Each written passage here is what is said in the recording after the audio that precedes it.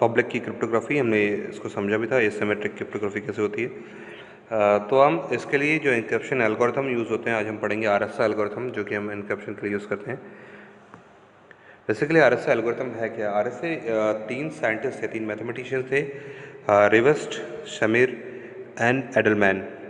इन्होंने 1978 में एक एल्गोरिथम दिया, इसका नाम था आरएसए एल्गोरिथम। बेसिकली डिपेंड करता है प्राइम नंबर्स पे। तो समझते हैं इसका डेफिनेशन क्या था। RSA algorithm is a public key encryption technique and is considered as the most secure way of encryptions. The RSA algorithm holds the following features. The RSA algorithm is a popular exponential in and finite fields over integer including prime numbers. The integers used by this method are significantly large, making it difficult to solve. There are two sets of keys in this algorithm, private key and public key. तो basically ये मैंने आपको बताया था कि asymmetric की में 2 keys का इस्तेमाल होता है, पब्लिक की और प्राइवेट की। जैसे कि मैंने बताया था, पब्लिक की आपका जीमेल आईडी होगा, प्राइवेट की आपका पासवर्ड होगा। सेम बेसिकली इन 3 जो मैथमेटिशियंस थे, उन्होंने फॉर्मूला दिया। ये प्राइम नंबर पर डिपेंड करता है। देखिएगा, जैसे कि मैंने आपको पहली बार बता चुका है कि यहाँ पे इनक्रप्शन के लिए हम यूज़ कर रहे हैं आरएसए, यानी कि प्लेन टेक्स्ट मैसेज था हमारे पास कुछ, हमने इनक्रिप्ट किया with help of RSA, public key के थ्रू हमने इसको इनक्रिप्ट किया। और फिर हम क्या किए, उसको साइफर टेक्स्ट में कन्वर्ट करके हमने नेटवर्क के थ्रू भेज दिया किसको, रिसीवर के पास। रिसीवर ने आरएसए को डिक्रिप्ट किया वाइल यूजिंग द प्राइवेट की। फिर वो उसने जो आपका ओरिजिनल मैसेज था उसमें कन्वर्ट कर लिया उसको। अब चलिए समझते हैं इसके बारे में। एक एल्गोरिथम दिया हुआ है, एल्गोरिथम जो आपके सामने स्क्रीन पर दिख रहा है। मैं आपको इस एल्गोरिथम को स्टेप बाय स्टेप समझाने की कोशिश करता हूँ। ये एल्गोरिथम है, इसमें इंक्रिप्शन और डिक्रिप्शन और की जनरेशन, ये 3 अलग अलग पार्ट था। अब समझते हैं आरएसए का ये एल्गोरिथम। बेसिकली एल्गोरिथम में फर्स्ट स्टेप था, RSA algorithm is based on public की क्रिप्टोग्राफी। 2 कीज़ का इस्तेमाल करेंगे, पब्लिक की और प्राइवेट की। आरएसए बेसिकली 3 लोग का नाम था, रिवेस्ट, शमीर एंड एडलमैन। इन तीनों ने एल्गोरिथम दिया। फर्स्ट स्टेप था, choose two large prime numbers, random prime numbers as p and q. हम 2 पी और क्यू, 2 वैल्यूज़ फाइंड करेंगे, large random numbers, prime number होना चाहिए, या आप कुछ भी फाइंड कर सकते हैं। सेकंड स्टेप था कैलकुलेट मॉडुलस। आपको मॉडुलस कैलकुलेट करना है, n equals to Q into one, ये पहले से प्री डिफाइंड फॉर्मूला है, p इंटू क्यू। फिर आपको फाइंड करना है, थर्ड स्टेप था टोशन function, phi n equals to p minus one Q minus one. फिर choose an integer e, e stands for public key. Public key के लिए हमको कुछ इंटीजर चूज़ करना है। बेसिकली ये डिपेंड करेगा कि आपका जो भी पब्लिक की है वो डिपेंड करेगा बिटवीन 1 to फाई n की जो वैल्यू है इसके बीच में डिपेंड करेगा। और 2 कंडीशन था, जीसीडी ग्रेटेस्ट कॉमन डिविजर किसके बीच में, पब्लिक की और फाई n, यानी कि टोशन फंक्शन के बीच में इन दोनों की वैल्यू 1 आनी चाहिए। फिफ्थ स्टेप था we can find d, d is our private key. D find करने के लिए फॉर्मूला दिया है, D equals to 1 plus k, k stand for number of passes, phi n टोशन फंक्शन डिवाइड बाई ई। अब encryption के लिए आपको बता दें, इंक्रिप्शन के लिए फॉर्मूला क्या था, देखिए c stand for cipher text, m stand for plain text, e stand for public key का मॉड एन हम फाइंड करेंगे, n stand for modulus. Decryption के लिए m stand for plain text equals to c stand for cipher text to the power d, d stand for private key, mod n जब find करेंगे तो मेरा decryption हो जाएगा। अब समझते हैं इसका न्यूमेरिकल पे वैल्यू में कैसे न्यूमेरिकल किया जाएगा।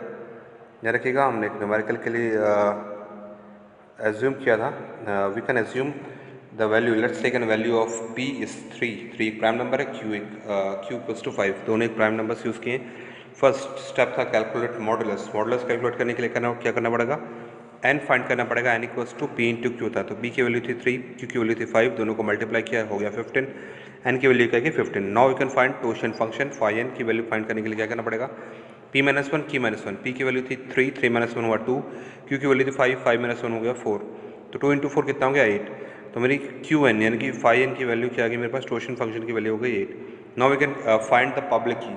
हम मुझे पब्लिक की फाइंड करना है। पब्लिक की मैं कैसे फाइंड करूँगा, पब्लिक की जो भी होगा एक प्राइम नंबर होगा और वो डिपेंड करेगा किसके बीच में, 1 और 8 के बीच में, क्योंकि मेरा 1 जो स्टार्टिंग नंबर था और 8 मेरा क्या था, टोशन फंक्शन। इसके बीच में मुझे एक यूनिक प्राइम नंबर फाइंड करना है जो कि मेरा पब्लिक की बनेगा।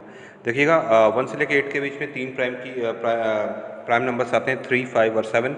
3, 5 को मैं ऑलरेडी यूज़ कर चुका हूँ, इसलिए by default I am using 7। Clear है।